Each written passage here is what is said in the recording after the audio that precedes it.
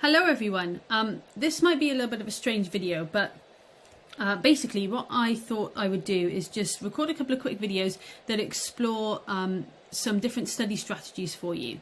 Now, I know that some of you will be very comfortable in the strategies that you use already, and that's absolutely fine. These are just some kind of extras for you to think about and really kind of think about this idea of active note taking and making sure that your revision and your study skills are efficient and are making the most of the time that you put into them.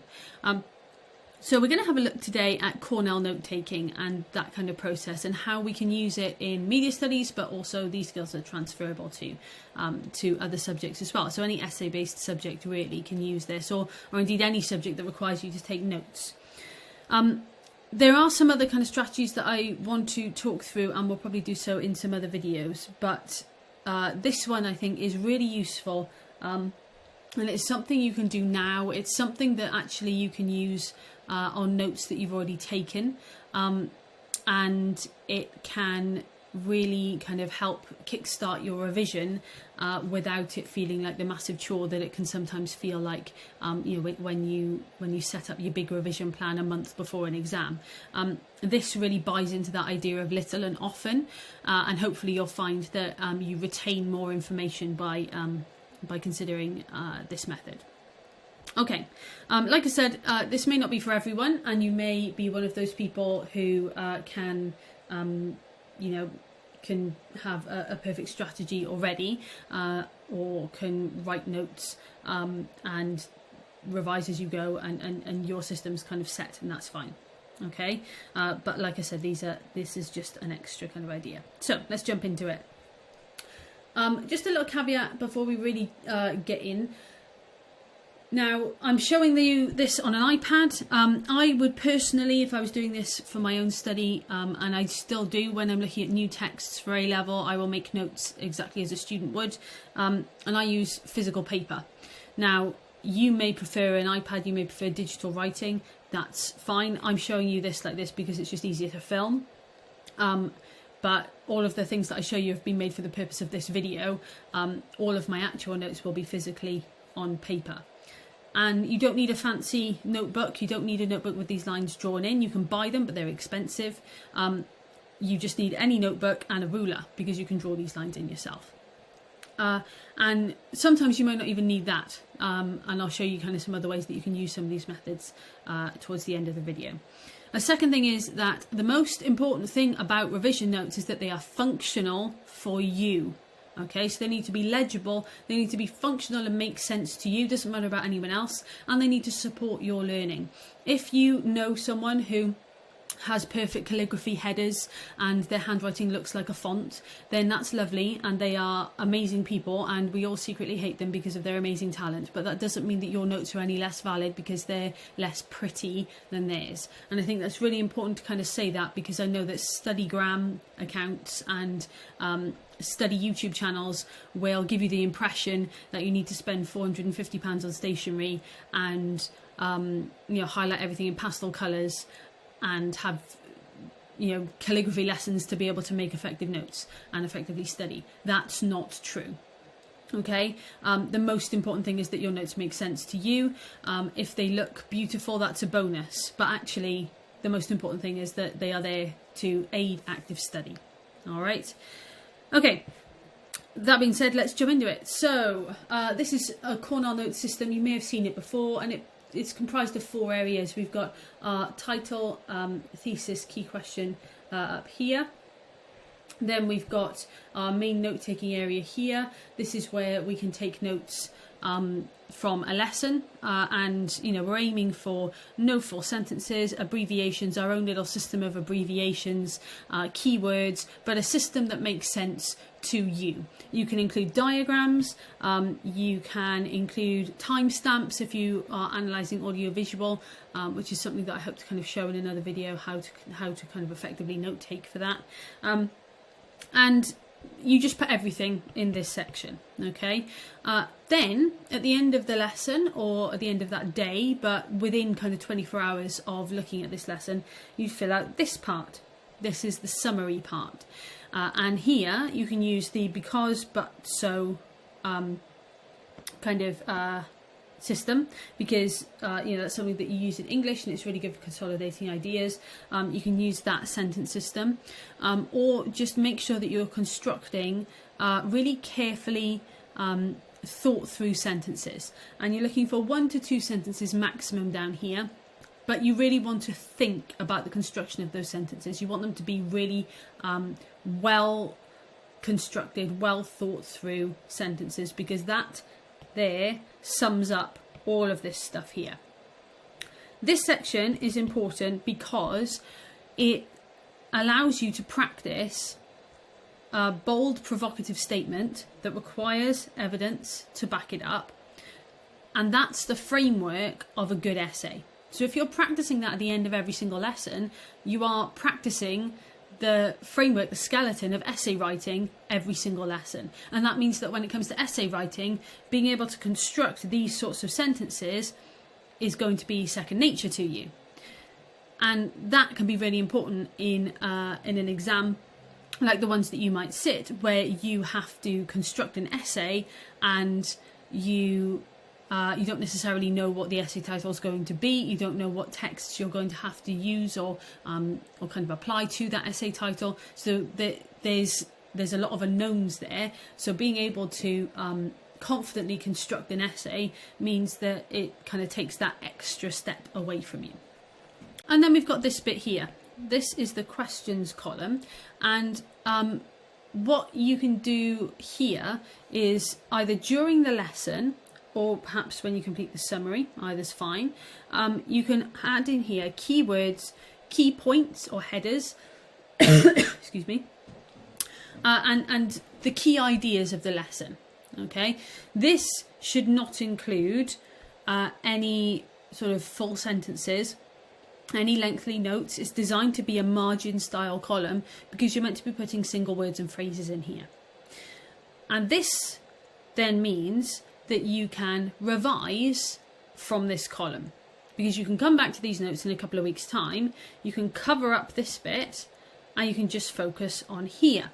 And here you'll have the main ideas, so you'll be able to attempt to recall information from here by looking at this bit.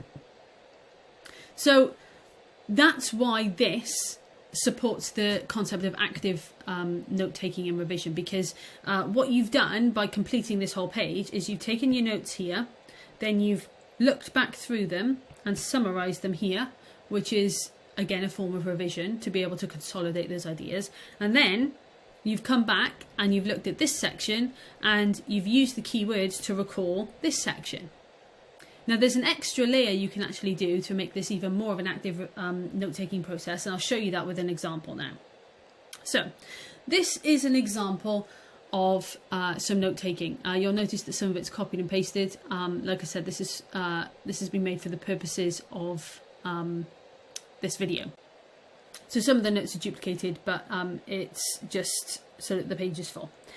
So let's say that this is a lesson that we've had. It's on Tomb Raider, it's on Media Studies, Unit 3 exam. And these are the notes that I've taken in the lesson. Now you'll notice here that I've done some highlighting.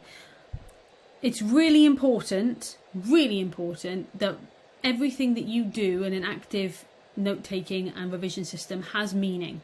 So if you're going to use highlighters, if you're going to use coloured pens, if you're going to use all that stationery stuff, which you don't need, but if you enjoy using that, if it's part of the process, if it helps you in your way, then use it. But it's got to be relevant. It's got to have that system there. So for me, what I've done here is in all of my planning, my units on video games are green. So I've used green so that I know that this fits with video games in my notes. And as soon as I see the colour green and I know it's media studies, I can say, right, this is video games. I didn't feel the need when I was highlighting to highlight in different colours. Now, if I was doing something else, and I've done a different page in a second, you'll see that I've highlighted in different colours. But for me at this point, I didn't feel the need to. You might decide to. You might decide, because I talk about here audience and I talk about representation, you might decide that you want to highlight those in 2 different colours. As long as there's a system and it works for you, great. But there should be a system. You shouldn't just randomly highlight in different colours because you think it's pretty, because that doesn't help anything. Okay, and actually loads and loads of colours can be quite confusing and distracting from your notes. So this is at the end of my lesson. Okay, I've taken these notes. I've just used bullet points. You can see there's kind of listing. There's no real full sentences. I've got a little spider diagram here. The notes aren't particularly interesting or developed because again, it's just for the purposes of showing you how this works. But you can kind of see how that looks. Okay, and then I've highlighted some of the parts that I think are useful. Now, this is when I filled out the next two columns. So what I did is I read this and then I filled this out here. So Lara Croft is seen as weaker in her new iteration because of the action and expression codes seen in the marketing. These codes suggest an inability to fend for herself, unlike the older iconic Lara. So I started with my Writing Revolution sentence, and then I added one more sentence in there because we spent quite a lot of time talking about specific codes. Now, I then went into my my column over here, and I filled out representations and audience, their key concepts linked to Tomb Raider. I put Tomb Raider by here, so next to this line, and I put it there so that I can see it's almost like a little header, and it's separate to these bits. So if I was then going to talk about Grand Theft Auto, I could put GTA in by there.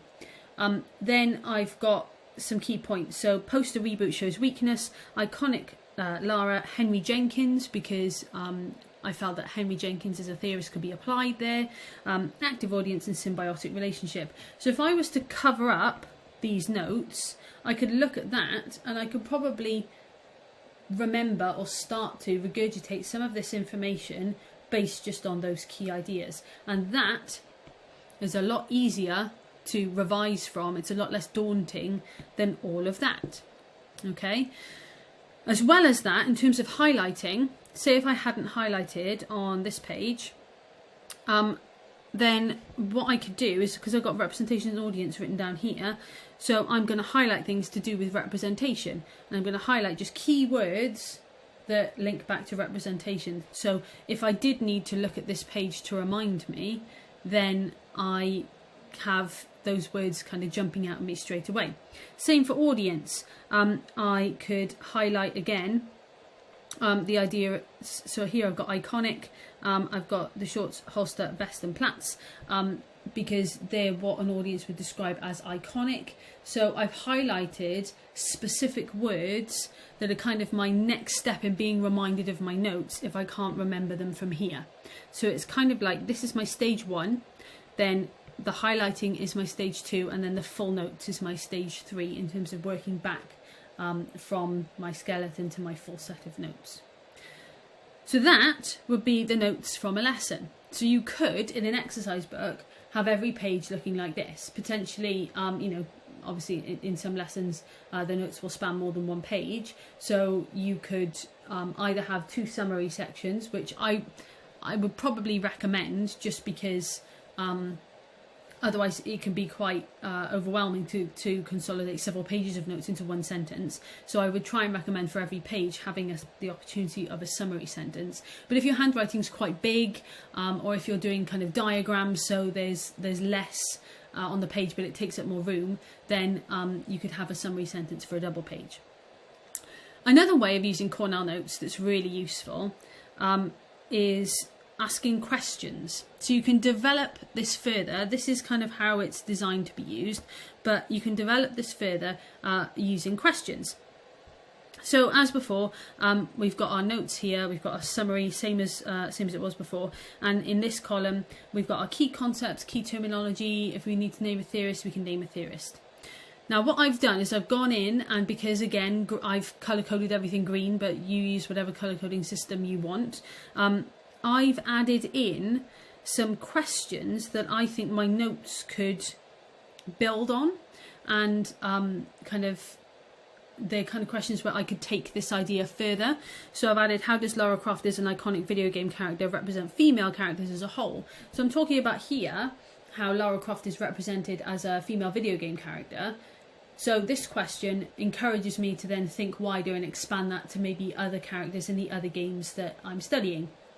Or to what extent is the support of Tomb Raider's loyal fan base essential to the success of the reboot? So I'm thinking there now more laterally about the industry side of Tomb Raider. So I put questions in to encourage me to think beyond the notes, and that means that when I come to revision, I'm not just thinking about these bits, I'm starting to develop and apply my knowledge to wider questions. Now, thinking of the questions is revision, because I have to be able to formulate the question by knowing things, and then attempting to respond to the question verbally or by writing, by writing and making some more notes is also revision, because I'm applying my knowledge. And at A2, especially, but also largely AS, they're not going to ask you to just regurgitate knowledge.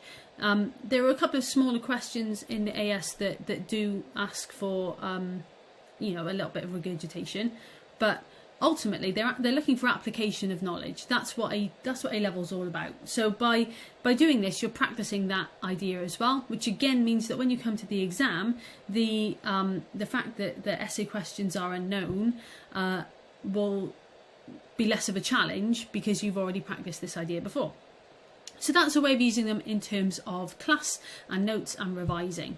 And by doing that, if you think about it, but if you use this method, then you'll have covered your notes 3 or 4 times before you ever have to touch a revision card or make a revision mind map or anything like that. So by using this in conjunction with some of those other ideas, you should be hopefully more confident in this knowledge. So that's how you would use Cornell Notes in a lesson. I am going to upload another video that talks about using Cornell Notes in a different way that I think is really valuable for media studies in particular, but any essay-based subject could use it as well. Thank you for watching. I hope it's useful in some way, and like I said, I'll upload one that talks about using Cornell Notes for essays in a moment. Okay, thanks for watching.